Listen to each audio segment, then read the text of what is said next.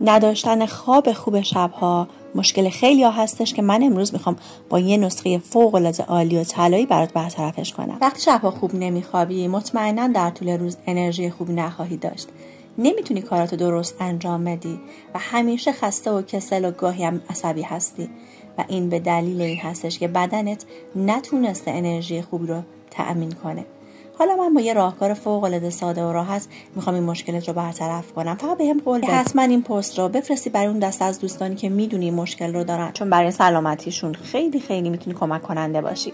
حالا این ترکیب جادویی تشکیل میشه از بابونه و همینطور بهلیمو. بابونه آرامش بخش و ضد اضطراب و کمک کننده به خواب عمیقه و بهلیمو ضد استرس و شل کننده عضلات، چون خیلی خوش عطر و خوشبو هست میتونه به آرامش اعصابت خیلی کمک کننده باشه. حالا یه واحد بابونه رو با نصف واحد بهلیمو ترکیبش کن و هر شب قبل از خواب، نیم ساعت قبل از خواب، یه دمنوش تازه درست کن و نوش جان کن.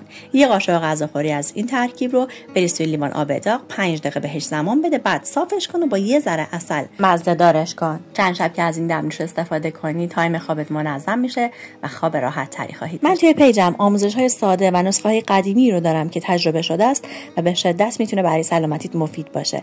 اگر دوست داشتی همراه من باش. حواست به کپشن هم باشه که نکته مهمی براتون جا نوشتم.